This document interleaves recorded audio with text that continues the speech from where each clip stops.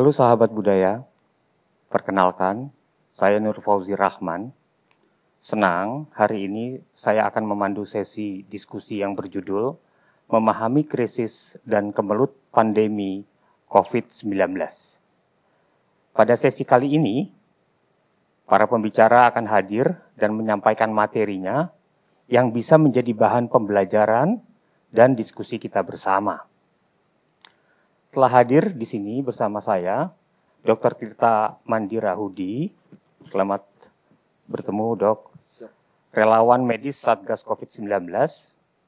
Bersama kita pula di Zoom ada Ibu Nani Zulminarni, Yayasan Peka, yang juga ditemani bersama dengan Dr. Ilsa Nelwan, pakar epidemiologi, yang nanti akan menyampaikan secara video sajian yang telah disiapkan.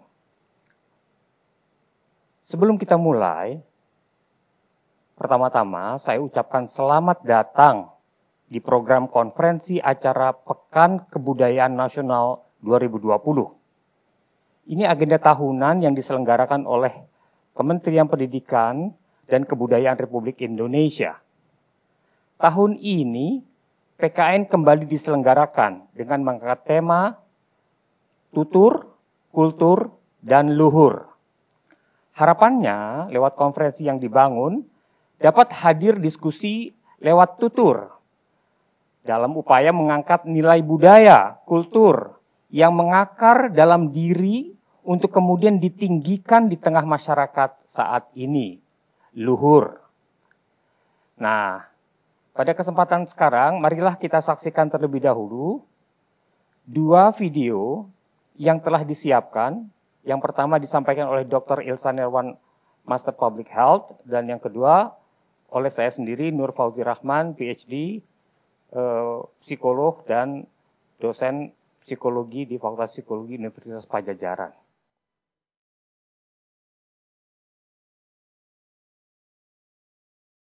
Nama saya Ilsa Nelwan. Saya lulus dari Fakultas Kedokteran Unpad tahun 1977 dan meneruskan S2 di Columbia School of Public Health di New York, lulus tahun 87. Umur saya sekarang 70 tahun. Saya sangat prihatin dengan pandemi COVID-19 ini. Dan saya merasa masih banyak di tengah masyarakat kita yang belum memahami tentang kenapa terjadinya pandemi ini. Masih banyak yang menganggap bahwa virus corona ini adalah sesuatu yang datang dan pergi, seperti tamu yang tak diundang. Oleh karena itu, saya ingin mengajak kita semuanya melihat kembali bahwa virus ini adalah sesuatu yang nyata, dan kita bisa melihatnya melalui suatu alat yang disebut mikroskop elektron. Ini adalah gambar virus yang versi indah dari virus corona di bawah mikroskop elektron. Kalau kita mau mengerti tentang kenapa pandemi ini terjadi, kita perlu mengetahui etiologi, patogenesis, dan epidemiologi. Kita katakan kemelut. Kenapa? Karena ini ada suatu bahaya. Penyakit menular yang berjangkit dengan cepat, menyerang sejumlah besar orang di daerah yang luas. Dalam bahasa Indonesia sebenarnya hanya dikenal wabah. Tapi kita tahu dalam program pemberantasan penyakit ada yang disebut letusan wabah. Tapi jarang sekali kita mendengar tentang epidemi, di mana wabah yang meluas, apalagi pandemi yang melintasi benua. Baru kali inilah kita sering mendengar kata-kata tersebut. Badan Kesehatan Dunia, World Health Organization, menyatakan COVID-19 sebagai suatu wabah yang wabah yang menjadi public health concern itu pada bulan Januari. Dan pada tanggal 11 Maret dinyatakan sebagai pandemi. Kita lihat, ini peta dunia, semua kena. Pada tanggal 4 Oktober tahun 2020, sudah ada 34,8 juta orang penderita di seluruh dunia. Ada 304.000 orang penderita baru. Dan ada lebih dari 1 juta orang yang meninggal akibat virus ini. Etiologi itu apa sih? Etiologi adalah agen penyebab dari suatu penyakit. Sebelum berlanjut, saya ingin kita semua membahas suatu kuis taksonomi. Penyebab COVID-19, penyakitnya COVID-19. Penyebabnya adalah virus SARS-CoV-2, singkatannya.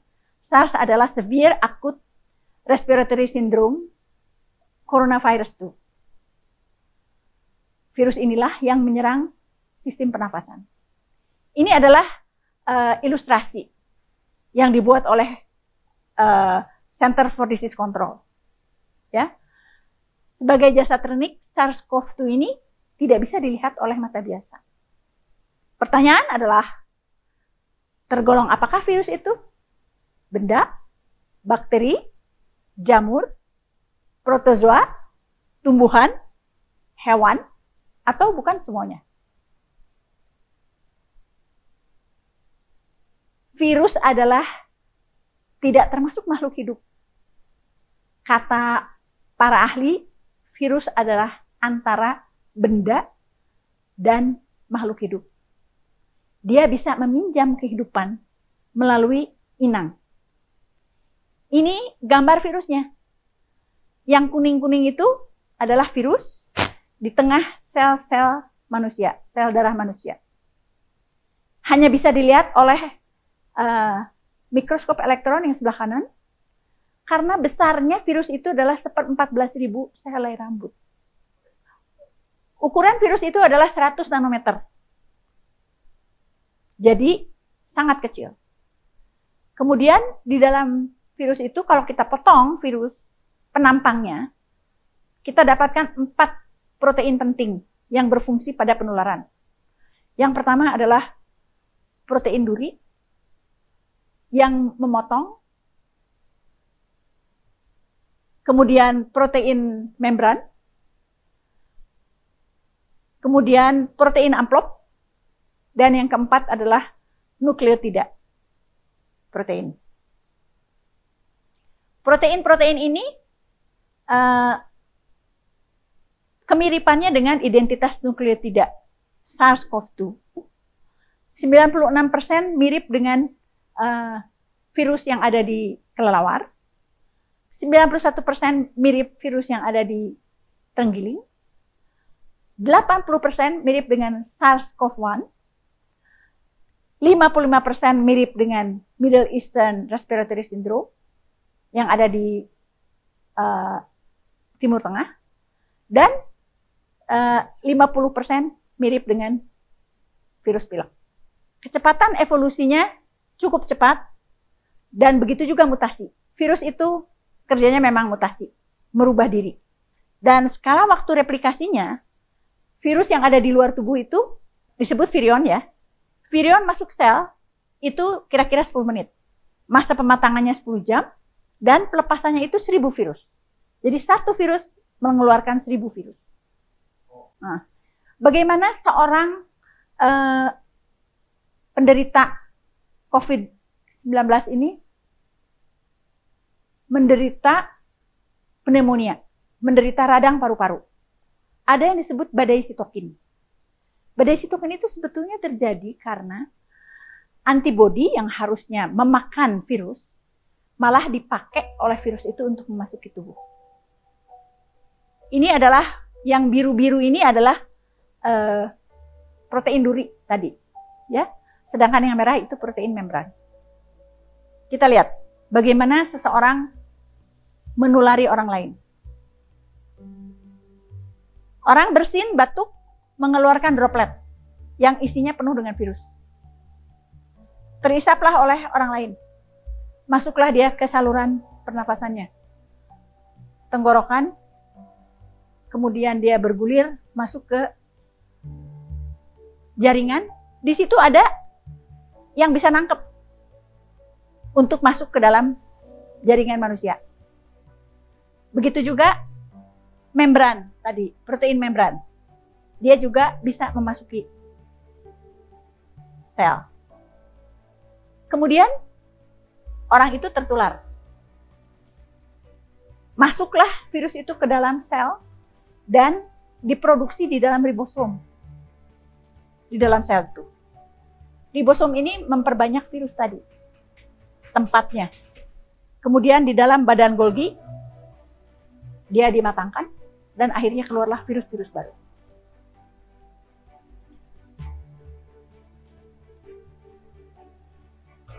Kemudian, bagaimana terjadinya pneumonia?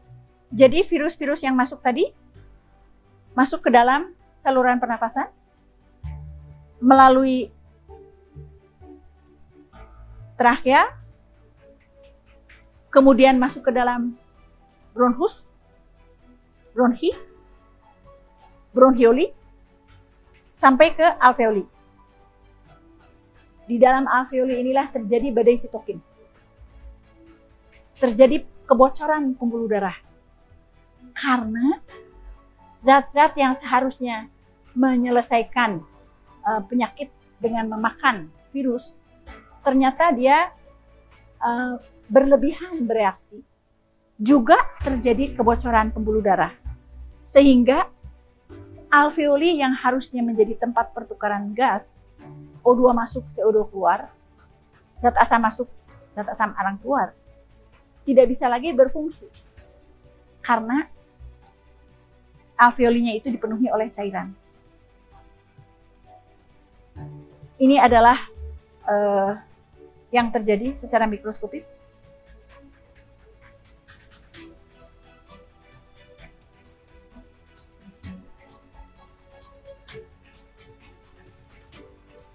Dan terjadi kebanjiran cairan di dalam alveoli. Sehingga orang penderita pneumonia ini tenggelam dalam cairan tubuhnya sendiri. Ini kita lihat pneumonia, paru-parunya terjadi tergenang air, sehingga dia sesak, sehingga tidak bisa lagi menyerap oksigen. Bronchopneumonia. Setelah itu, saya ingin menjelaskan tentang bagaimana terjadinya penyebaran penyakit.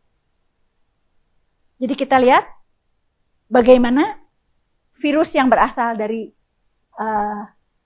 kelelawar, dia di situ menjadi parasit dan tidak mengganggu kelelawarnya, tidak sakit. Tapi kemudian dia menulari hewan lain dan menulari manusia. Hewan lainnya masih tanda tanya, tapi yang jelas manusia menjadi vektor penyebar penyakit. Kalau kita tahu misalnya pada malaria ditularkan oleh vektornya nyamuk Anopheles dan penyakitnya disebabkan oleh Plasmodium. Pada COVID-19, manusialah yang menjadi vektor penular kepada manusia lain. Itu terjadi awalnya pada pasar basah, pasar seafood di Wuhan. Di pasar itu segala macam dijual, termasuk binatang-binatang liar. Ya. Dan di situ kita lihat paling bawah itu potret penjual kelelawar. Ya. Kemudian ada tenggiling juga di situ. Tapi yang juga tidak boleh kita lupakan, Wuhan itu adalah tempat perhubungan antara jalur-jalur transportasi di Tiongkok maupun di seluruh dunia. Karena itulah virus COVID-19 ini dengan mudah menular ke seluruh dunia. Karena pada saat itu, pada saat Imlek juga memang terjadi pergerakan manusia yang luar biasa. Karena memang hari besar nasional Tiongkok.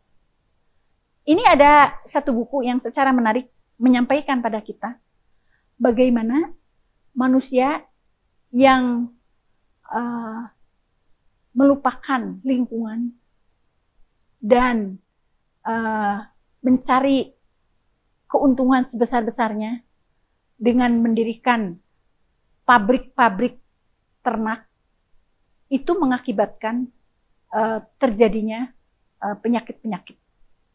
Dari hutan yang paling jauh menuju ke perkotaan yang paling besar. Jadi, saya ingin akhiri penyajian saya bahwa untuk mencegah terjadinya pandemi-pandemi berikut, oh ya, saya perlu jelaskan bahwa COVID-19 bukan yang terakhir. Para ahli mengatakan kita juga harus siap akan adanya pandemi-pandemi lain. Untuk itu kita harus mengerti bagaimana terjadinya. Jadi kalau kita mau mensejahterakan manusia dengan ekonomi, jangan lupakan ekologi, sehingga kita bisa terhindar dari epidemi yang akan datang.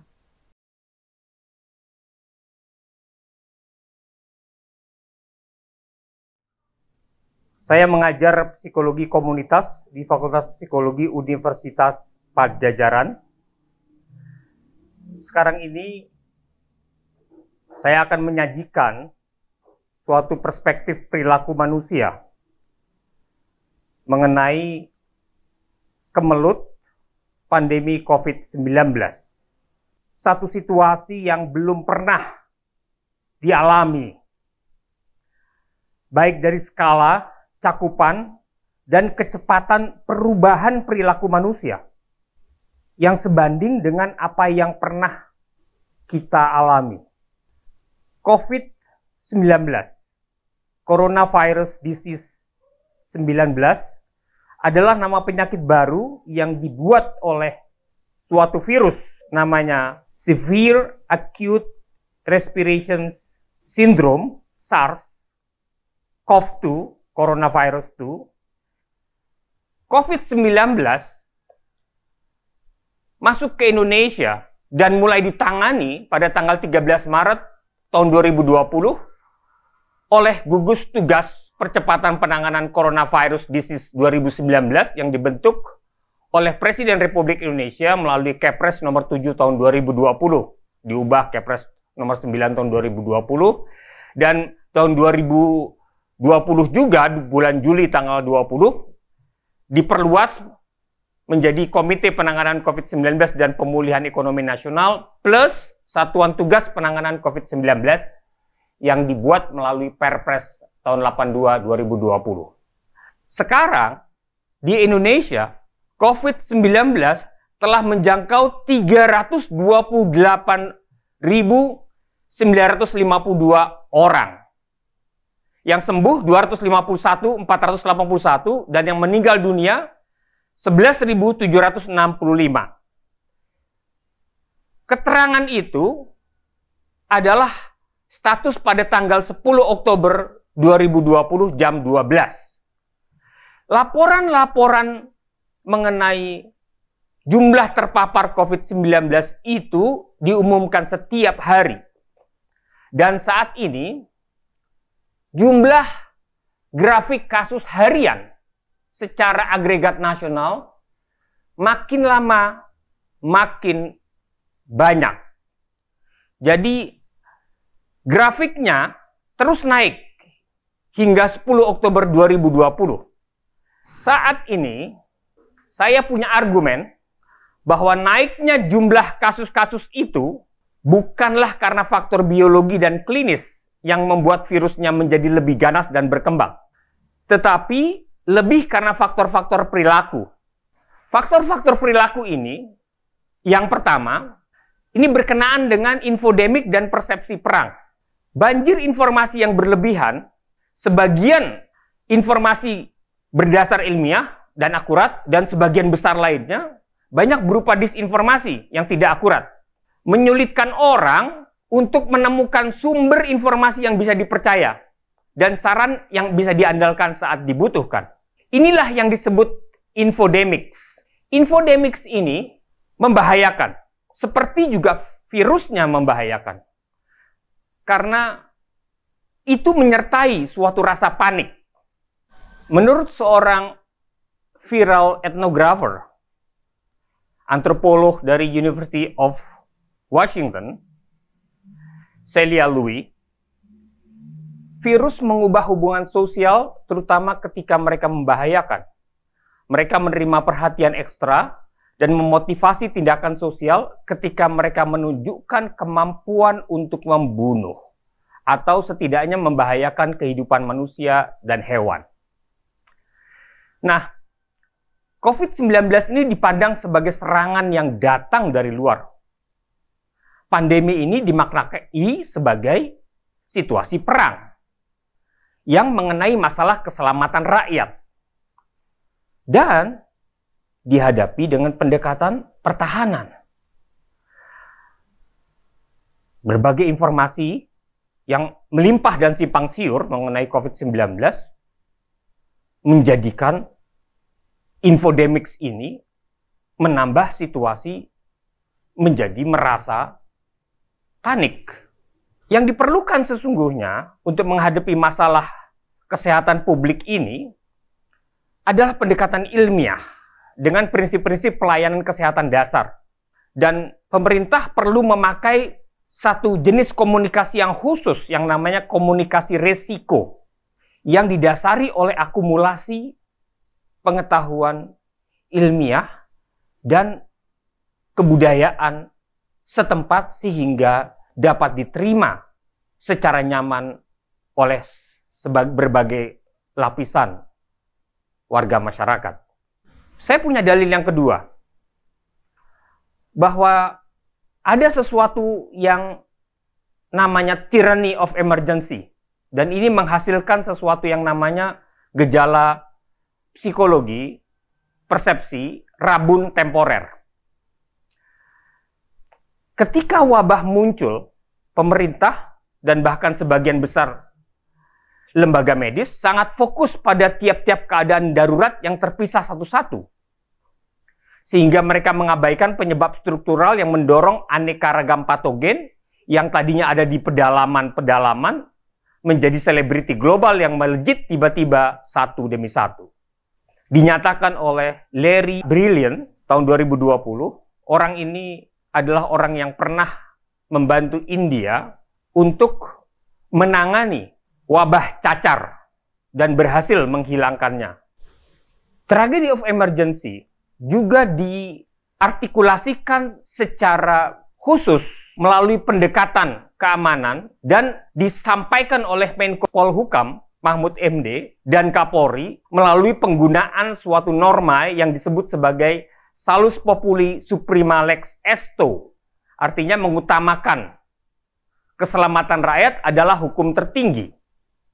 Dan ini menjadi agenda inti pendekatan kuratif yang berpusat pada pengobatan pasien-pasien konfirmasi, pemeriksaan massal untuk kasus-kasus yang probable, kemudian penyiapan tenaga medis dan sarana prasarana termasuk alat pelindungan diri bagi petugas medis. Ini dikombinasi dengan pendekatan preventif dengan berbagai macam hal yang dilakukan oleh pemerintah yang berpusat untuk memutus mata rantai penularan. Apa yang dilakukan pemerintah? Mulai dari menyelenggarakan pemeriksaan secara massal, mengadakan infrastruktur, memobilisasi sumber daya manusia medis, menyelenggarakan layanan pengobatan dan perawatan, meminta isolasi mandiri, dan menyediakan fasilitas isolasi khusus bagi kasus-kasus yang suspek, membuat macam-macam pengaturan pembatasan skala besar maupun pembatasan skala mikro untuk mencegah penularan, mengkampanyekan kepatuhan atas protokol kesehatan, 3M, memakai masker, menjaga jarak, mencuci tangan, dan protokol kesehatan lainnya, memantau, melaporkan variabilitas naik turunnya jumlah angka-angka kasus terpapar COVID-19, dan last not least, mengusahakan pengadaan vaksin. Saat ini, kita mengalami satu situasi darurat yang pada skala belum pernah kita alami. Sering dilakukan dengan respons langsung yang tidak menyisakan waktu untuk analisis, perkiraan, dan pencegahan. Sebagai refleks perlindungan langsung, ketimbang mencari pencarian yang bijaksana untuk solusi jangka panjang. Ini mengabaikan fakta bahwa ada situasi yang memerlukan perspektif ya bahwa peristiwa di masa depan perlu diantisipasi. Dalam dunia yang diatur oleh kemanjuran jangka pendek, memperkirakan jangka panjang akan dibilang buang-buang waktu. Sehingga kita ini sebenarnya menghadapi sesuatu yang dapat disebut sebagai rabun temporer, temporal myopia. Ini adalah gangguan dalam hubungan kita dengan waktu. Ini gejala disfungsi yang lebih mendalam yang mempengaruhi kemampuan kita untuk mempunyai persepsi yang jelas tentang masa depan. Perasaan darurat yang dialami sekarang ini itu membawa kita untuk terus-menerus mengutamakan saat ini dan mengakibatkan hilangnya rujukan-rujukan untuk pencapaian tujuan kolektif di masa yang akan datang. Saya punya dalil yang ketiga tentang situasi krisis dan keluar dari kemelut. Kita belum pernah mengalami krisis dalam skala cakupan dan kecepatan perubahan yang sebanding dengan yang dibuat oleh COVID-19 ini. Bahkan ini bisa disebut sebagai revolusioner karena kecepatannya, karena drastisnya, karena ruang perubahannya yang mencakup skala yang mulai dari hubungan internasional hingga tingkat keluarga. Sampai saat ini, situasinya masih krisis, yang artinya yang lama sedang sekarat dan yang baru belum bisa lahir. Dan dalam masa peralihan yang genting ini, aneka ragam simptom yang bahaya itu muncul. Nah, di muka telah dikemukakan mengenai bahaya penularan yang tidak menurun, yang tidak terkendalikan saat ini adalah para pengidap COVID-19 yang tidak bergejala, pengidap asimptomatik.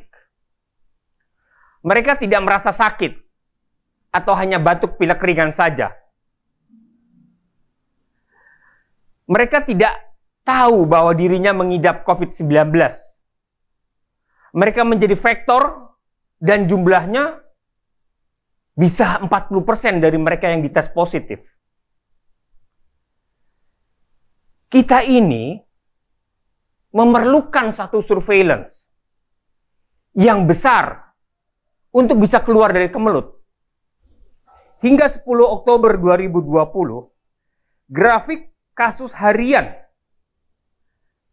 dari COVID-19 di Indonesia tidak pernah turun. Dari pembahasan sebelumnya, saya ingin menunjukkan 3 faktor utama yang menyumbang peningkatan jumlah kasus harian COVID-19 itu. 1, pemerintah kurang mengkomunikasikan apa sebab kemunculan dan cara kerja SARS-CoV-2 sehingga bisa membuat sakit, termasuk sistem pernafasan yang gagal bekerja, hingga mengakibatkan kematian. Cara-cara penularan dari risiko COVID-19, hingga cara-cara pencegahan, imunitas, dan penyembuhannya. Akibatnya, warga kurang sadar bahwa dirinya bisa menjadi vektor dari penyebaran penyakit. Yang kedua, warga yang kurang mengetahui dan menyadari cara bagaimana COVID-19 begitu berbahaya dan cara penularannya, mengabaikan anjuran pencegahan penularan, termasuk melakukan 3M, memakai masker, menjaga jarak, mencuci tangan, dan lain-lainnya, dan menganggap pembatasan sosial skala besar, PSBB, atau pembatasan sosial skala mikro, PSSM, dianggap sebagai suatu restriksi daripada suatu perlindungan terhadap keselamatan warga. Yang terakhir, strategi surveillance yang dilakukan pemerintah tidak ampuh dan tidak memadai sehubungan dengan alat tes, baik tes usap maupun tes cepat, tersedia hanya dalam jumlah terbatas.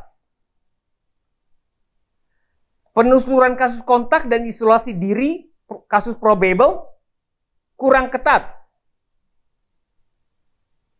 sehingga tidak berhasil menjangkau semua yang telah tertular. Dan yang ketiga, begitu banyaknya kasus asimptomatik atau pasien tanpa gejala yang tidak sadar diri sehingga menjadi vektor penular penyakit COVID-19.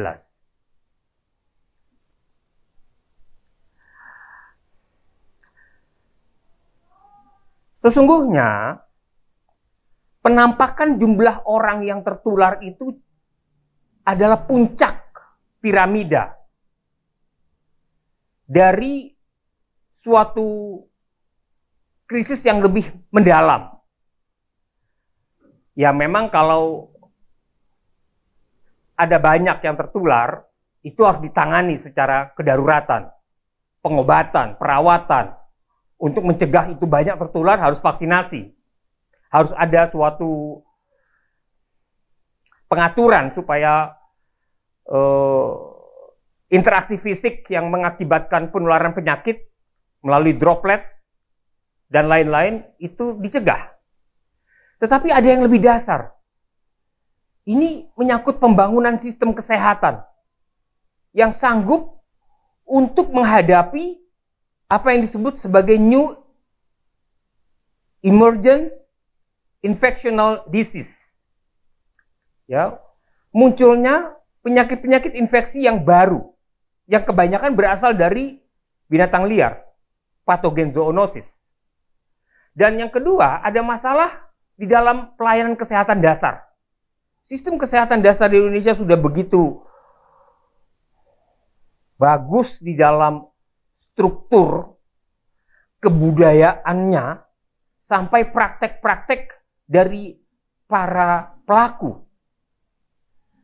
Tapi yang kurang adalah memanfaatkan pelayanan kesehatan dasar ini sebagai suatu mekanisme untuk memberikan penjelasan yang memadai. Sehingga ada pengertian, ada kesadaran, dan tingkah laku untuk menghindari resiko itu menjadi sesuatu yang dilakukan sendiri oleh warga. Nah, yang paling lebih bawah lagi adalah suatu kerentanan ekonomi dan ekologi karena satu sistem kapitalisme yang mengubah keseimbangan alam, yang pada gilirannya memunculkan kerentanan epidemiologis. Terakhir tentu sesuatu yang jauh lebih mendasar, kita perlu kode kultural baru. Bukan hanya menyelesaikan penampakan-penampakan masalah, tetapi mengurus sebab-sebab yang mendasari dan kondisi-kondisi struktural yang membentuknya. Terima kasih, saya akhiri presentasi saya. Saya Nur Fauzi Rahman, 13 Oktober 2020.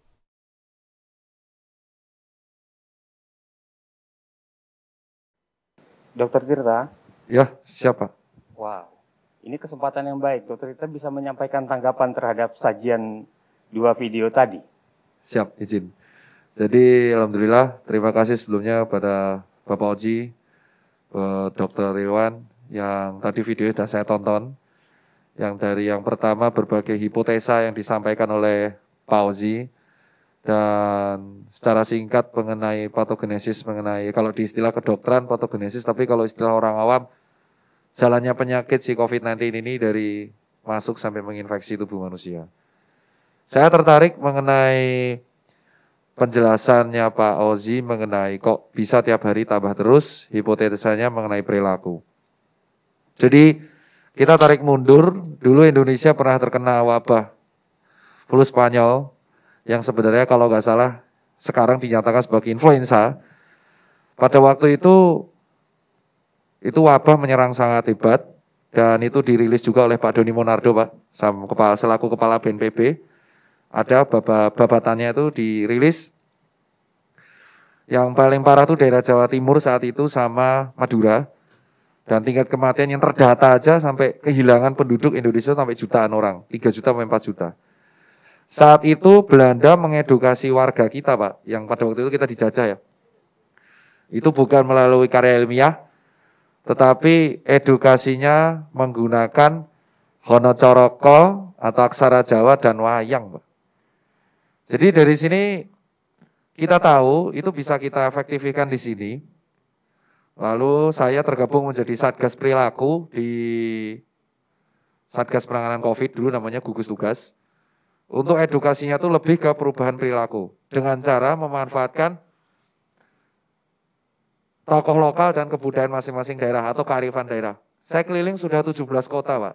Jadi dari Maret, dulu relawannya banyak, sekarang total tinggal puluhan doang. Kalau nggak sakit, ya amit-amit ada yang wafat teman saya 4 orang.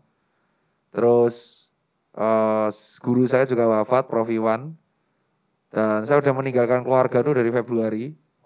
Jadi pilihannya pada waktu itu keluarga atau abdi negara ya negara. Jadi udah tahu resikonya kayak apa. 17 kota yang saya kunjungi itu unik-unik, beda-beda. Jabodetabek udah semua. Ditambah dengan Jogja, Semarang, Solo udah semua juga. Ditambah area dengan Surabaya dan Surabaya Raya sudah. Ditambah dengan Kota Denpasar, terus Buleleng, terus Gianyar, Badung, di Bali sudah. Dan Makassar juga sudah. Dan saya juga bertemu dengan berbagai kepala daerah dan berbagai dinas kementerian. Jadi intinya di tiap daerah itu kita menggunakan contoh kemarin Pak Presiden Joko Widodo, kalau nggak salah pada tanggal 12 Oktober mengeluarkan statement, Jatim yang pada bulan Juni itu sama Surabaya Merah, sekarang dinyatakan berkembang pesat dengan baik karena menggunakan bonek sebagai salah satu agen edukasi. Di satu sisi Jakarta menggunakan media sosial, Pak Anies, Semarang itu menggunakan kearifan lokal, kalau Jogja jelas Sri Sultan Hadiningrat, dan Makassar menggunakan tokoh-tokohnya Makassar, Medan itu menggunakan tokoh-tokoh Medan. Jadi hipotesa Bapak yang mengatakan bahwa emang per hari kok bisa naik terus, itu kenapa? Pertama, virus ini baru, kita nggak tahu cara mengatasinya gimana Pak, jujur. Kedua, perubahan perilaku dari awal edukasinya itu kita fokusnya di media sosial. Padahal media sosial yang menggunakan di Indonesia itu nggak semua, hanya beberapa orang. Petani, warga arus bawah, grassroots, atau supporter, atau orang-orang yang pendapatannya tuh nggak mencapai 1,5-2 juta per bulan tuh nggak akan sempat untuk main medsos tuh jarang banget. Mereka sibuknya cari uang, Pak. Jadi dari sini kita mengetahui bahwa sebenarnya dari Maret edukasi kita tuh belum nyampe secara merata ke seluruh rakyat. Dan kedua, karena virus ini baru, WHO pun berubah-ubah. Jadi di awal WHO mengatakan masker untuk orang sakit, terus berubah lagi. Terus kemarin lockdown disarankan, kemarin malah Dr. David Navarro selaku representatif dan General Director of WHO mengatakan lockdown malah tidak disarankan. Jadi karena virus ini baru, WHO-nya bingung. Akhirnya pemerintah kita juga mengeluarkan statement berbeda-beda yang mengakibatkan ini trust issue. Nah ini psikolog yang memang perlu harus digali. Hipotesa saya, kalau kenapa kok naik terus, selain perilaku, itu kedua karena menurunnya trust issue ke pemerintahan yang berlaku. Karena semakin negara tersebut demokrasi, maka akan timbul semakin liberal ya, akan timbul berbagai macam opini. Itu yang disebut tadi infodemik, saya setuju. Jadi terlalu banyak info yang beredar. Kenapa terlalu banyak info yang beredar? Karena kita tidak bisa membatasi satu kanal pusat secara cepat info itu beredar. Yang info paling laris itu ada dua, pandemic talk. Itu bukan pemerintah yang buat. Kedua, kawal COVID, itu juga bukan pemerintah yang buat. Mereka yang lebih aktif.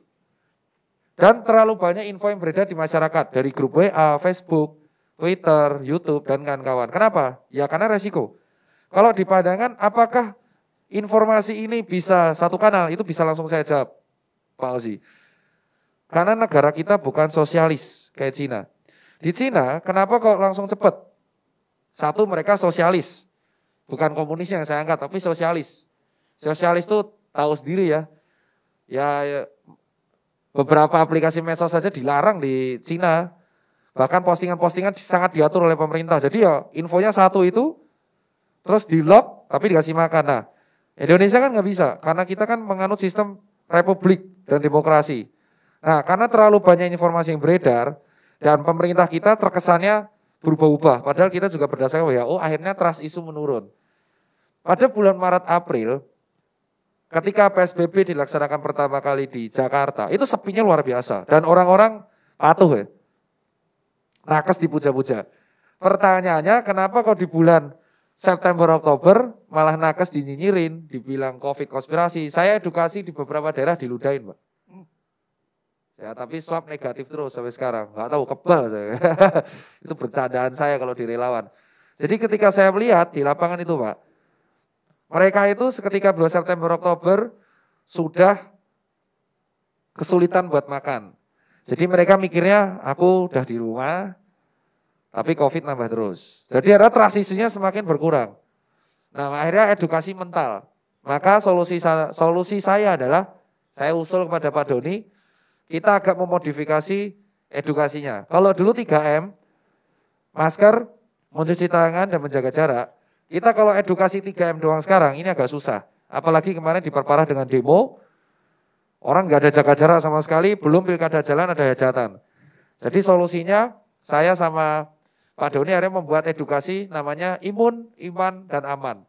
Imun, cara menjaga imun dengan baik, dengan cara bernarasi positif, menjauhi berita-berita yang provokatif, untuk supaya kita positive thinking, karena ada kaitan psikolog, kalau kita stres, hormon stresnya meningkat, kalau buat teman-teman awam, yang mengakibatkan kita akan juga memperparah proses peradangan atau inflamasi. Nanti Dr. Iwan bisa lebih menerangkan nanti.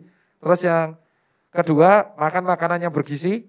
Itu karena makanannya bergizi akan meningkatkan antibodi kita, karena antibodi itu tentara kita. Nah, vaksin itu yang salah kaprah, bukan obat. Vaksin itu pencegahan untuk meningkatkan antibodi kita. Terus olahraga yang teratur, di rumah aja, kalau enggak olahraga keliling, silakan.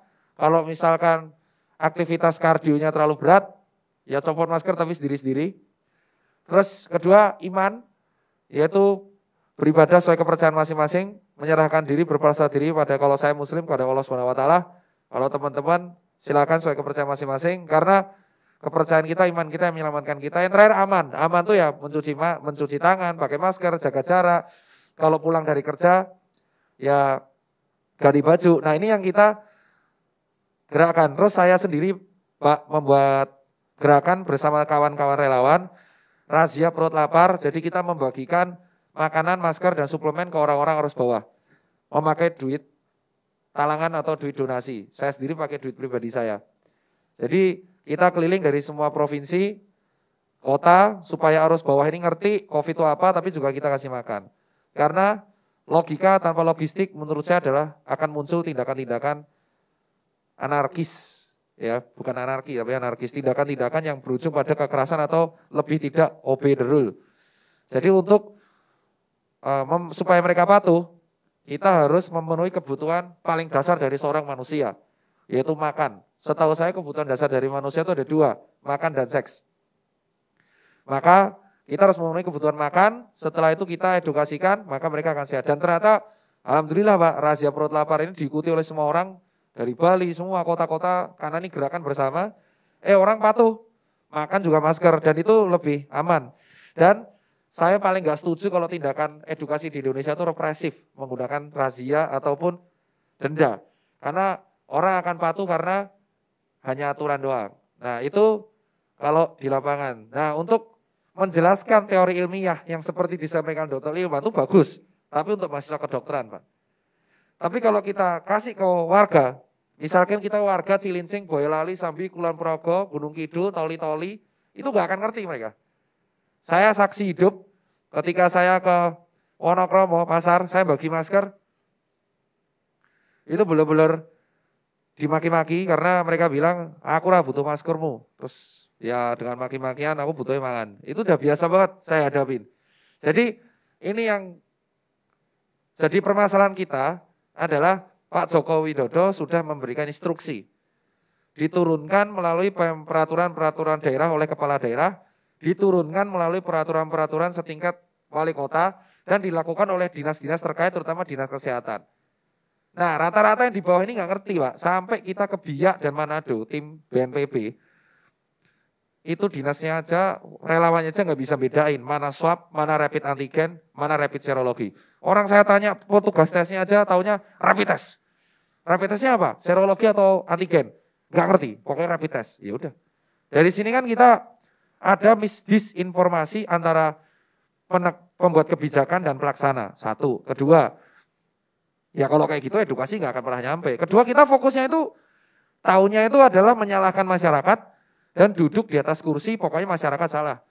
Tapi begitu saya ajak, ayo, yuk kita ke lapangan lihat fakta kayak apa. Mereka rata-rata takut atau apalah. Kalau saya, urat takut saya udah putus Pak. Karena mati hidup diatur Allah. At least sebelum saya mati, ya saya harus berbuat baik. Karena itu ajaran saya di Sumpah Dokter. Dan dokter fungsinya ada 4. Preventif, promotif, kuratif, rehabilitatif. Nah ini sekarang kompak-kompakan. Teman-teman saya di IGD udah pasrah Pak. Karena dari awal bulan Maret, ya pejabat kita banyak yang membuat corona sebagai bercandaan. Ada yang corona is like your wife lah. Ada yang bilang corona sembuh dengan empon-empon lah. Ada yang bilang corona dengan sembuh. Nah inilah contoh buruk bagi warga kita di bawah. Ketika warga bawah kita nggak patuh, mereka bilang, lah di bulan Maret pejabatnya santai kok aku kon patuh. Nah itu yang jadi saya susah di relawan. Jadi benar kata Bapak. Kenapa kok naik terus? Ya karena perilaku, masalah trust isu, perbedaan antara atas sampai bawah, pelaksana itu nggak sinkron. Terus orang udah mulai kelaparan. Terus yang berikutnya tidak meratanya soal edukasi. Itu Pak, langsung jawab semua. Terima kasih Dr. Tirta. Kita punya satu isu yang saya ingin Dr. Tirta sampaikan pandangannya mengenai cara surveillance kita itu. Surveillance itu artinya kita sebagai pemerintah itu perlu menjangkau seberapa sebaran, kemudian bagaimana cara menyebarnya, kemudian siapa yang kemudian menjadi terkena. Dan kalau kita lihat selama ini itu selalu ada pengumuman mengenai jumlah paparan harian. Jadi kasus terpapar harian disampaikan secara agregat gitu.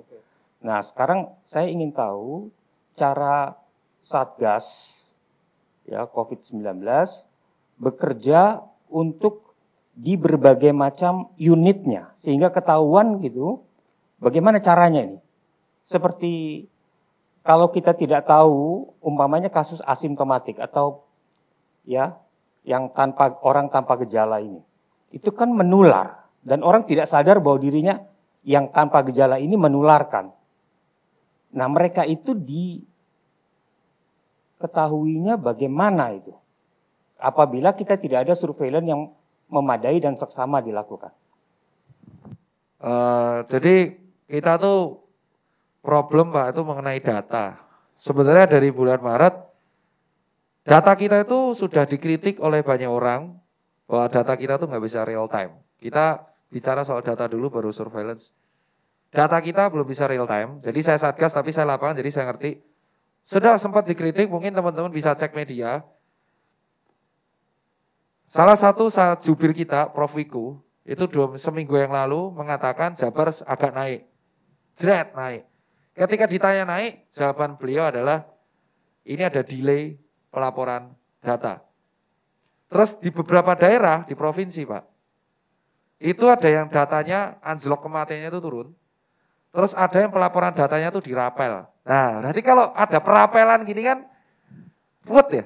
Maksudnya perapelan mungkin teman-teman tahu ya. Jadi, let's say dari hari 1, misal tanggal 1 sampai tanggal 5, let's say positifnya itu 100. Tapi itu dilaporin sehari, itu akan menyebabkan masalah. Jadi, problem kita adalah belum adanya sistem kita, suatu server yang bisa melaporkan real time. Kenapa?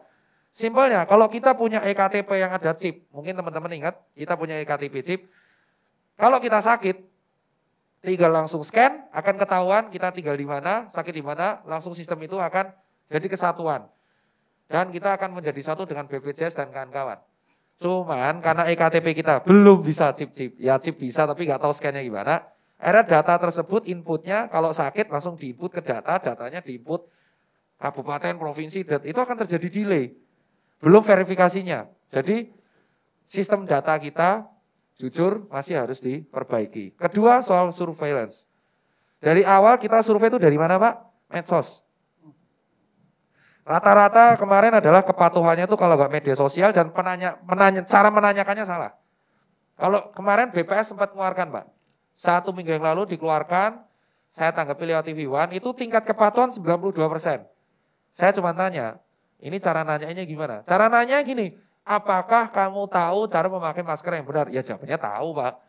Jadi sebenarnya dari surveillance seperti ini, kuesioner, alangkah lebih baik, mungkin surveillance ini mengakomodir atau melihat barcode dari EHAK, turunan dari EHAK-nya Kemenkes, kita turunkan dalam 10 pertanyaan kayak, dari mana? Tahu COVID apa enggak? Apakah kamu bergejala di bawah ini? Dari daerah ini, kita sebarkan ke daerah-daerah yang red zone melalui barcode. Sebenarnya kita sudah ada 2 aplikasi yang hebat dari pemerintah. Pertama Inaris, itu dari BNPB. Kedua Peduli Lindungi. Tapi aplikasi 2 ini nggak viral Pak. Padahal Peduli Lindungi itu udah bagus banget aplikasinya. Karena kita bisa screening. Itu teman-teman kita di sekitar kita, dan itu dari Kementerian Informasi kalau nggak salah. Cuman, sekali lagi, karena penyampaian infonya sendiri-sendiri, ia mengakibatkan surveillance menjadi nggak maksimal. Jadi jujur aja, 1 data, 2 surveillance, 3 ada 2 aplikasi yang bagus, Peduli Lindungi dan Inaris itu belum disebarkan secara maksimal. Nah kalau yang warga pedesaan gimana? Ya kita harusnya bisa memanfaatkan puskesmas. Puskesmas kan ada tingkat utama, cabang, tingkat pembantu, sampai ada tingkat pedesaan diturunkan oleh Posyandu pakai kader kesehatan. Nah kita bisa menggunakan kader kesehatan untuk mensurvei sampai tingkat RT RW. Cuman ya nggak tahu, saya sebagai relawan, tugas saya di Satgas Perilaku untuk surveillance ada petugasnya sendiri. Itu urusannya dari Kepala Satgas sekarang. Dan tentu dari pemerintahan terutama Kementerian Kesehatan. Jadi ya 2 itu Pak. Kalau ditanya surveinya gimana, rata-rata medsos dan cara tanyanya cuma, kamu sekarang pakai masker nggak? Self-assessment. Rata-rata orang sekarang kalau self-assessment kan dibaik-baikin Pak. Iya. Psikolognya kan gitu kan Pak, dibaik-baikin. Ini memang kita punya satu struktur layanan kesehatan yang sebenarnya daya jangkaunya luar biasa. Oh, bagus. Iya, mulai dari tentu unit yang paling kecil itu puskesmas. Kemudian puskesmas sampai kepada bisa punya instrumen posyandu di tiap desa, ada berbagai macam, dan itu sudah reguler. Betul. Nah ini biasa dipakai pada sistem pelayanan kesehatan dasar ya, untuk imunisasi, kemudian perbaikan gizi, kemudian penyuluhan dan seterusnya. Nah kayaknya bagian ini itu masih belum dipergunakan untuk memadai untuk surveillance ini. Tepat. Ya, ini satu tantangan dari sistem kesehatan sebenarnya. Ya. Bagian dari sistem kesehatan yang pelayanan kesehatan dasar ini yang menurut saya masih belum dipakai, padahal mesinnya ya ini luar biasa. Betul. Sebagai contoh Pak, maaf motong Pak Uji. Di Jakarta itu kalau kita swab gratis Pak ke puskesmas. Terus nanti kalau positif seluruh tracingnya gratis. Tapi ini berlaku di Jakarta doang. Yeah. Kalau kita pindah ke Jawa Barat atau pindah Jawa Tengah, sistem udah beda lagi. Yeah. Okay. Terus di Surabaya swab gratis, tapi pakai random testing. Yeah. Di Padang dia pakai Ginos tuh ketemuannya UGM Rp15.000. Tapi ini daerah tertentu. Jadi karena adanya otonomi daerah, dan ini diturunkan ke kepala daerah kan harus aktif. Tapi karena kepala daerah aktif, ya akhirnya ada juga kepala daerah yang nggak aktif. Akhirnya terjadi kebijakan yang belum tentu sinkron. Makanya kemarin kalau Pak Oji mungkin bisa menganalisa, kita lihat Instagram TV-nya Pak Jokowi sebelum klarifikasi yang omnibus. Video beliau 4 menit tentang COVID, beliau ada 2 pesan. Satu, meminta kepala daerah untuk kompak, dan jika ada keluhan bisa disampaikan agar Mendagri untuk langsung mengeksekusi. Kedua, meminta beberapa kementerian, menteri untuk bekerja lebih keras. Sebenarnya dari Instagram TV-nya Pak Jokowi aja sudah kita tahu bahwa 2 ini yang disorotin. Betul itu Pak. Jadi apa yang dikatakan Pak Oji, mungkin yang saya lengkapin, menyampaikan info ilmiah ke masyarakat itu agak susah. Makanya dikemas dengan budayanya. Makanya PKN itu saya ikut karena ada budayanya. Karena kita melupakan hal itu. Iya. Makanya orang ketika pilkada ada hajatan dangdutan lebih rame daripada kalau kita edukasi kesehatan. Nah, coba sekali-kali edukasi kesehatannya pakai organ tunggal. Nah itu saya cuma ide doang. Baik. Itu sih Pak. Terima kasih Dr. Rita. Jadi memang ada kebutuhan, ada suatu rujukan informasi yang dapat diandalkan. Betul. Jadi perlu pemerintah itu menghasilkan buku atau informasi pegangan sehingga guru-guru bisa menjelaskan kepada muridnya. Sehingga tokoh-tokoh agama memiliki satu sumber untuk menyampaikan pada acara-acara keagamaan mereka. Betul. Supaya ada pemimpin organisasi sosial kemasyarakatan juga memiliki rujukan untuk menyampaikannya. Pada kegiatan-kegiatan berbagai macam yang kelompokan sosial ada rujukan otoritatifnya. Betul. Nah ininya yang saya kira diperlukan ya. Baiklah, saya juga sekarang diperlukan ya. Baiklah, saya juga sekarang ingin menyapa ada Ibu Nani Suminardi dari Yayasan Pemberdayaan Perempuan Kepala Keluarga. Ini adalah satu organisasi yang memberdayakan perempuan-perempuan kepala keluarga yang sekarang telah terorganisir di 87 kabupaten di dalam bentuk serikat perempuan kepala keluarga. Saya sapa, selamat bergabung Ibu Nani. Mohon maaf Ibu Nani, silakan di. Oh ya, terima kasih Kang Oji sudah mengundang untuk ikut dalam diskusi yang sangat penting ini. Ibu Nani sudah menyaksikan tayangan tadi dari Dr. Ihsan Irwan dan dari Nur Fauzi Rahman saya sendiri. Silakan Ibu Nani menyampaikan tanggapannya, terutama perihal bagaimana kira-kira ya selama ini organisasi perempuan kepala keluarga dapat bekerja dengan satu kegiatan-kegiatan untuk menghadapi pandemi COVID ini. Baik, ya tadi saya sudah menyaksikan videonya. Baiklah, sebelum saya masuk untuk merespon apa yang disampaikan melalui video, saya ingin sedikit memberikan informasi tentang organisasi kami ya. Jadi kami Yayasan Pemberdayaan Perempuan Kepala Keluarga, salah sebuah organisasi pemberdayaan perempuan yang berdiri sejak tahun 2001, mengorganisir perempuan-perempuan kepala keluarga di wilayah-wilayah di seluruh wilayah Indonesia, khususnya wilayah-wilayah yang miskin dan terbelakang. Saat ini sudah lebih dari 69.000 perempuan kepala keluarga tergabung dalam organisasi Serikat Perempuan Kepala Keluarga yang mandiri. Nah, jadi komunitas PEKA itu, komunitas perempuan kepala keluarga ini adalah komunitas yang termiskin di Indonesia ya. Umumnya mereka janda dengan berbagai sebab, juga perempuan-perempuan yang terpaksa menjadi kepala keluarga. Ketika Presiden Jokowi mengumumkan Indonesia memasuki masa pandemi COVID ini di bulan Maret, tentunya hal yang terjadi di komunitas PEKA adalah panik ya, kepanikan, kekhawatiran dan trauma, karena sebagian dari komunitas PEKA juga perempuan-perempuan yang mengalami berbagai macam persoalan, termasuk bencana alam, kemudian konflik dan sebagainya. Jadi mereka terbiasa gitu menghadapi situasi seperti ini, namun sebagian masih memiliki trauma-trauma. Nah, yang paling menonjol pada saat itu adalah kehilangan sumber mata pencarian, nafkah, karena lebih dari separuh komunitas PEKA ini bekerja di sektor informal yang dilarang ya, tidak bisa berjualan misalnya di sekolah-sekolah karena sekolah tutup. Selebihnya adalah beban keluarga yang berat karena anak-anak harus bersekolah di rumah, sementara mereka tidak memiliki gadget yang memadai dan sebagainya. Dan yang paling mengkhawatirkan pada saat itu adalah informasi yang beredar yang syarat dengan hoax ya, mitos dan tidak bisa dipercaya. Nah, sudah menjadi tradisi kami di PEKA untuk selalu memantau, mendampingi komunitas PEKA secara intensif. Memberi waktu ya, membaca situasi, memahami dulu ini sebetulnya apa yang terjadi. Lalu kemudian kami memberi waktu sebetulnya strategi kami dalam mendampingi. Yang pertama yang kami lakukan pada waktu itu adalah memberikan respon darurat, tanggap darurat ya, dengan memberikan bantuan, menggalang bantuan untuk memenuhi kebutuhan pokok dan sebagainya. Sambil kami juga mempelajari dari emergency ini, kita memberikan pendampingan, memperkuat. Salah satu yang menguatkan dari organisasi PEKA adalah selama hampir 20 tahun itu kami melatih perempuan-perempuan di desa, di akar rumput ini untuk memimpin ya. Jadi mereka terbiasa mengorganisir, memimpin, merespon secara efektif gitu, tidak sporadis, sehingga mereka bergerak melalui organisasinya.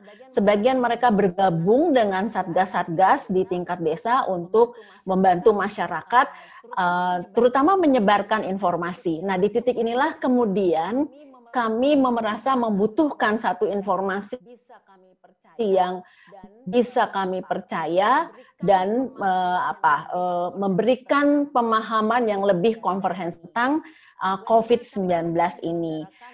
Webinar, kami kemudian menyelenggarakan webinar. Ya, webinar pertama kami itu mengundang Dr. Ilsa dan Pak Fauzi untuk memberikan pemahaman informasi secara medis, biologis tentang apa sih sebetulnya virus ini dan juga bagaimana harusnya gitu kita merespon ini.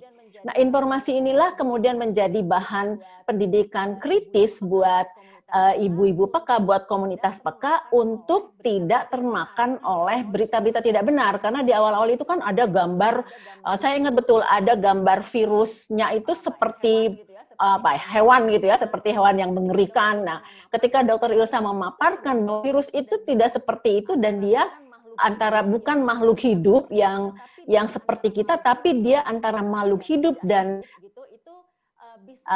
yang tidak hidup gitu, itu bisa difahami dengan oleh ibu-ibu PEKA, sehingga memberikan satu ketenangan gitu, ketenangan bahwa sebetulnya mencuci tangan dengan sabun kita mengikuti itu salah satu hal yang bisa mencegah gitu, dan virus ini nggak jalan-jalan gitu, dia nggak punya kaki, nggak punya sayap yang bisa terbang-terbang begitu saja gitu, karena selama ini pikirannya seperti itu.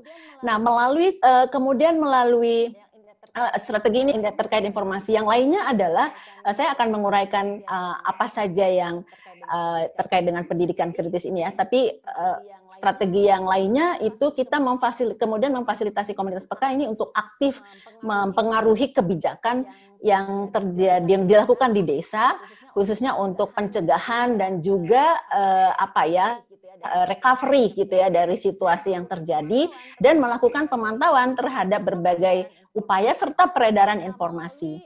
Nah, saya ingin balik ke soal pendidikan kritis, soal buku yang kemudian diterbitkan ya oleh Bang Oji dan Dr. Ilsa tentang memahami krisis dan kemelut pandemi COVID-19. Menurut saya, buku ini memberikan beberapa hal ya, untuk kami khususnya, terutama yang bekerja dalam pengorganisasian dengan komunitas dengan literasi yang terbatas.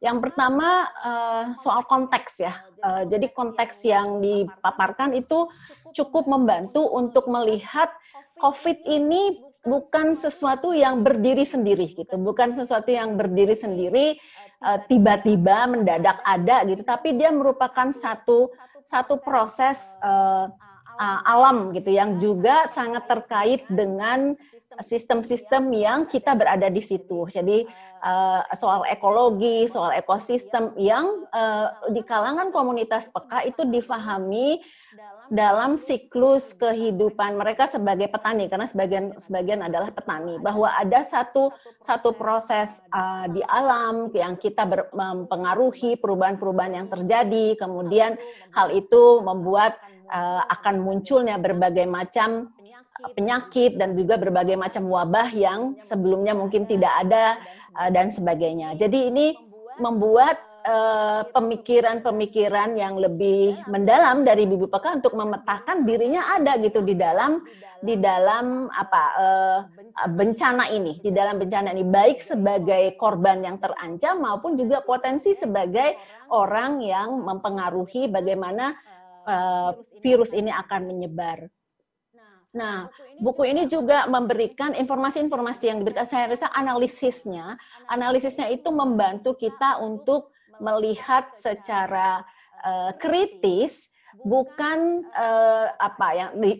kalau istilahnya Oji itu rabun temporer gitu, untuk melihat ini sebagai sesuatu yang menakutkan sehingga seperti akhir dari sesuatu ya, karena kalau kita hanya berpatokan pada televisi, melihat angka-angka yang terus naik, kemudian orang meninggal dan sebagainya, kuburan yang semakin luas ya, orang dengan seragam APD-nya itu kan membuat satu ketakutan sebetulnya gitu.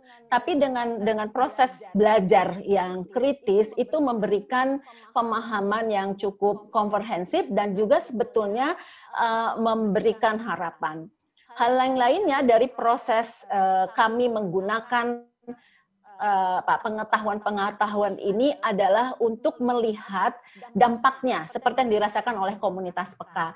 Jadi melihat kesenjangan ya, akhirnya kita menyadari ada kesenjangan informasi, kesenjangan ekonomi, kesenjangan akses terhadap berbagai sumber daya yang kita rasakan ketika pandemi ini terjadi, dan juga kesenjangan akan akses layanan perlindungan sosial yang sebetulnya sangat diupayakan oleh pemerintah di akhir-akhir ini gitu ya. Karena itu kemudian komunitas peka berusaha menjadi bagian dari proses ini dengan melakukan pemantauan. Jadi kami melakukan pemantauan apa saja sih sebetulnya bantuan-bantuan yang diberikan, bagaimana sih informasi tentang COVID ini disebarluaskan di tingkat desa, dan bagaimana komunitas peka kemudian bisa memberikan informasi tandingan gitu ya, yang memang informasi yang berdasar yang juga proporsional gitu, proporsional. Kita juga tidak ingin menyederhanakan bahwa ini akan mudah kok hilang penyakitnya, tidak, tapi lebih dia memberikan proporsi yang cukup bagi masyarakat untuk memastikan mereka terlindungi gitu dalam komunitas sebagai komunitas maupun sebagai individu dan keluarga. Nah, hal yang lain dari proses pembelajaran ini adalah tadi yang saya sampaikan, disadari bahwa penyakit ini bukan kutukan gitu. Wabah ini kan narasi-narasi yang beredar tuh macam-macam ya, karena terlalu Tuhan itu menurunkan wabah ini kepada dunia, nah sudah terlalu banyak berbuat maksiat dan sebagainya gitu. Tapi wabah ini merupakan satu goncangan gitu terhadap sistem gitu, di mana kita berada di situ, kita juga mungkin menjadi pelaku. Karena itu saya setuju tadi dengan Dr. Tirta bahwa intinya adalah di perilaku manusia. Mau dengan cara pendekatan militeristik seperti sekarang, kalau saya menarasikannya pendekatan militeristik ya, ditahan dan sebagainya, ataupun dengan pendekatan yang menakut-nakuti, itu tidak akan terlalu efektif, tapi pendekatan-pendekatan yang mengubah perilaku itulah yang akan membuat kita menang gitu dalam pertarungan ini. Nah, inilah yang menjadi dasar komunitas peka. Kami di peka juga sangat menekankan proses edukasi yang kreatif ya. Karena itu setelah 2 seri webinar yang diisi oleh Dr. Ilsa dan Bang Oji, kita melakukan serial serial diskusi secara intensif. Jadi kalau Peka bikin webinar, itu dihadirin ibu-ibu Peka tuh bisa sampai 1000-an yang hadir melalui Zoom ini di seluruh Indonesia ya. Jadi mereka lah kemudian menjadi agen-agen perubahan. Nah, bagian akhir saya ingin menyampaikan ada melalui informasi yang benar dan yang mengarah kepada perubahan perilaku dan pemahaman bahwa kita semuanya komunitas Peka, ibu-ibu Peka, narasi yang kami gunakan demikian adalah agen-agen perubahan yang bisa menyebarkan virus ini secara masif karena anggotanya banyak, di satu kecamatan bisa 5.000-an anggotanya, mereka bisa menyebarkannya ketika bertemu, tapi mereka juga bisa mencegah penyebaran itu dengan perubahan perilaku. Karena itu ada visi ke depan dan motivasi untuk betul-betul terlibat dalam proses ini. Tidak hanya terkait sama penyakitnya ya, untuk mencegah dengan segala slogan itu, dengan memakai masker, lalu mencuci tangan, menjaga jarak dan sebagainya. Jadi kalau memakai masker, ibu-ibu Peka itu memproduksi ratusan ribu masker gitu pada akhirnya ya untuk disebarluaskan bekerja sama dengan pemerintah daerah. Untuk perilaku mereka berkampanye di jalan-jalan untuk melakukan perubahan perilaku. Tapi juga dalam pengorganisasian untuk recovery. Jadi misalnya sekarang gerakan untuk pangan lokal yang mandiri itu menjadi salah satu salah satu kegiatan yang marak dikembangkan oleh ibu-ibu Peka karena kerasa gitu begitu COVID, dampak pertama yang paling dahsyat adalah ekonomi karena mereka tulang punggung keluarga yang sangat tergantung dengan interaksi perdagangan dan sebagainya, akhirnya harus kembali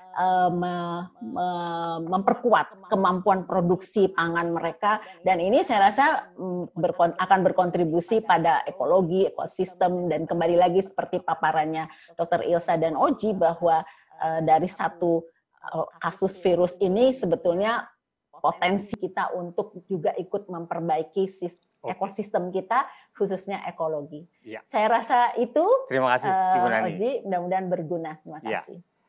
Dr. Itra, sudah kita dengar pendapatnya Ibu Nani Zuminarni. Saya ingin komentar balik mengenai kondisi yang di lapangan yang dilakukan oleh para ibu Peka setelah mendapatkan informasi yang dapat diandalkan. Yang tadi Dr.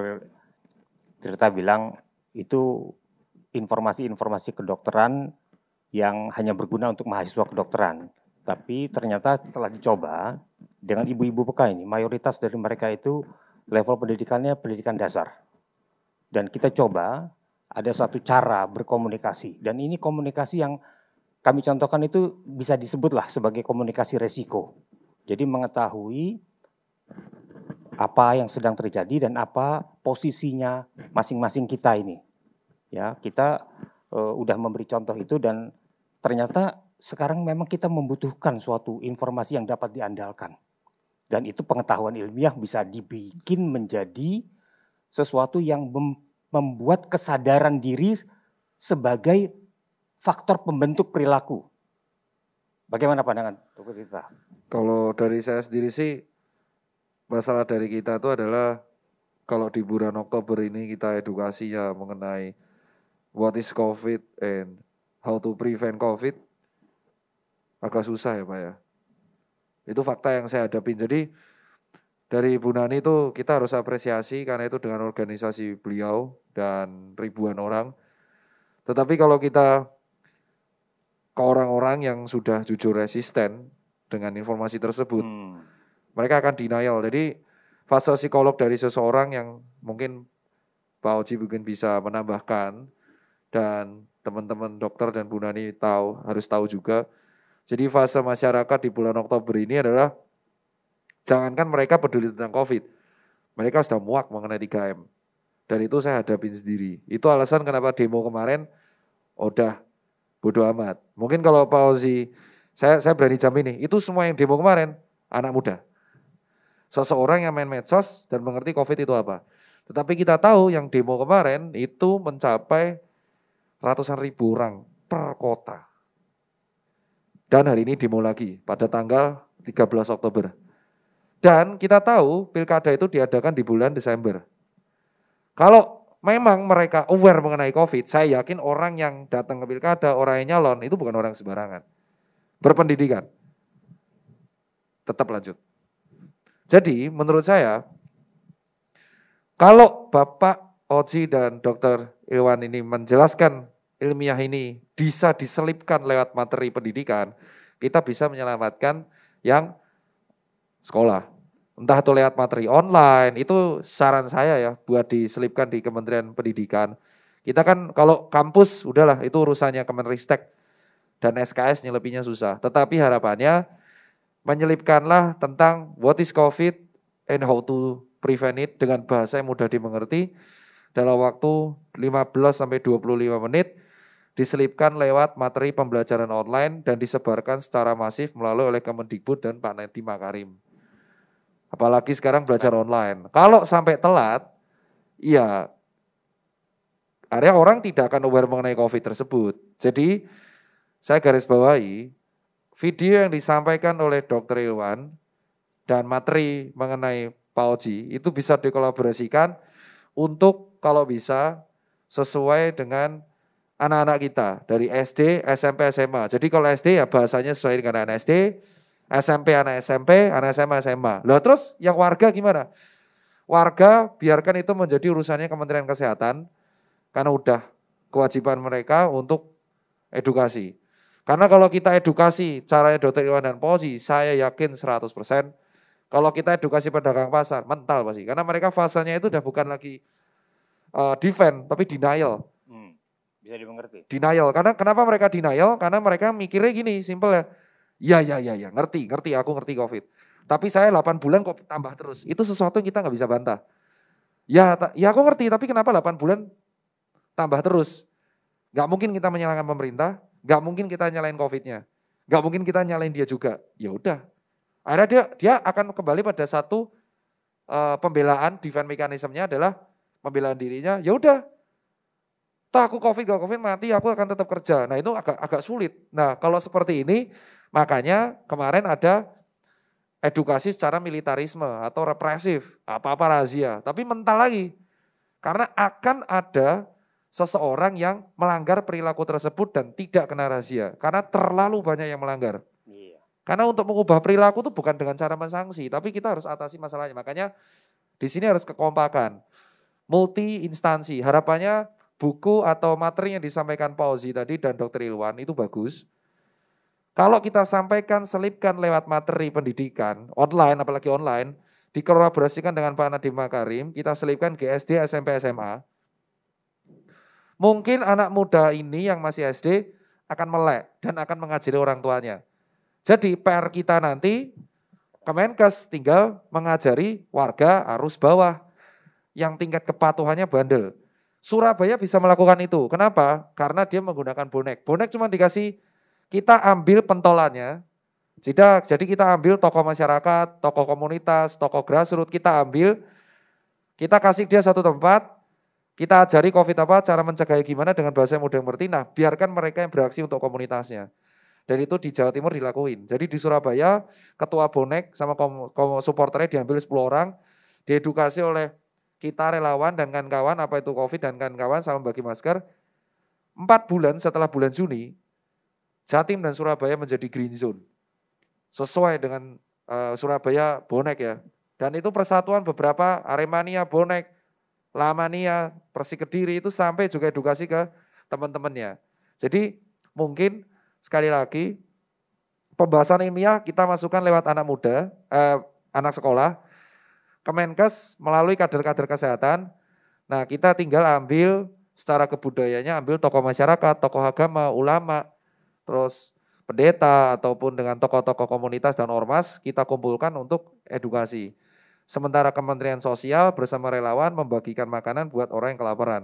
Karena logika tanpa logistik itu kalau solusi yang sebenarnya sangat mudah untuk diucapkan tapi sangat sulit untuk dilakukan. Karena warga kita terlalu banyak. Itu aja sih. Oke. Pak Ozi mungkin.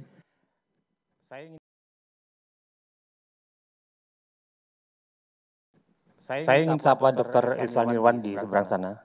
Ada komentar balik Dr. Ilsan Ilwan untuk menyampaikan tanggapan? Saya sebetulnya percaya bahwa seringkali orang-orang yang terpelajar itu meremehkan logika orang yang sederhana. Seperti yang Bu Nani tadi katakan, kalau kita jelaskan baik-baik, mereka juga bisa nangkep gitu. Nah, masalahnya sekarang memang pemerintah menuduh masyarakat bandel. Tapi seperti Dokter Tita katakan sendiri, ya orang harus makan. Makanannya nggak dikasih, ya mereka terpaksa keluar gitu kan. Dan memang ada penelitian di Inggris yang muncul dengan data bahwa orang-orang yang susah, orang-orang yang di sana yang kulit berwarna ya, orang kulit berwarna itu justru lebih tinggi prevalensi penyakitnya. Kenapa? Karena mereka disuruh isolasi mandiri, rumahnya 5 orang 3 kali 3 gitu kan. Jadi nggak mungkin ya.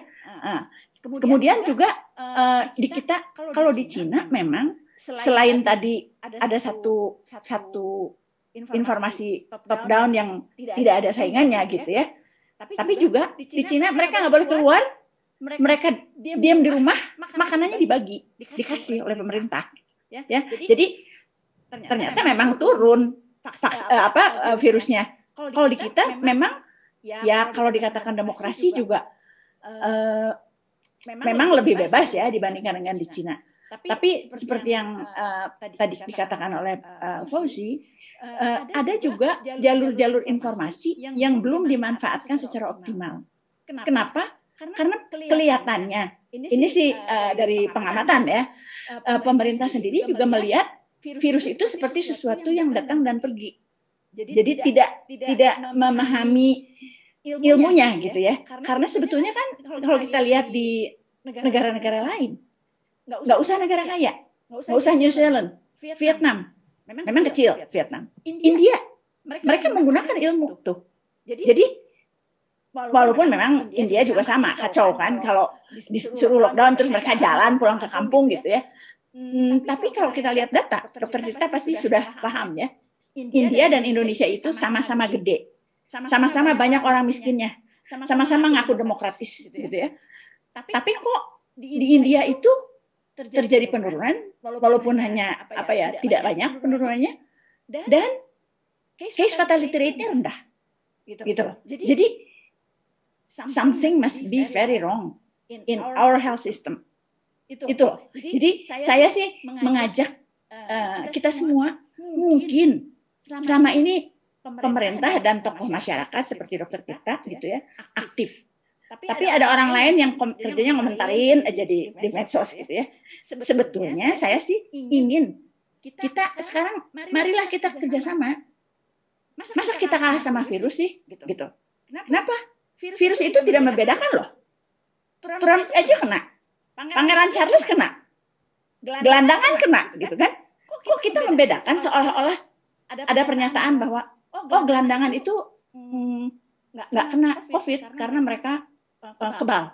Nggak ada yang kebal. Karena ini seperti Dokter Iwan Tirta katakan tadi, virus ini virus baru, tidak ada kekebalan. Jadi itu aja. Terima kasih. Terima kasih. Nah, para sahabat budaya, kita sampai pada bagian akhir.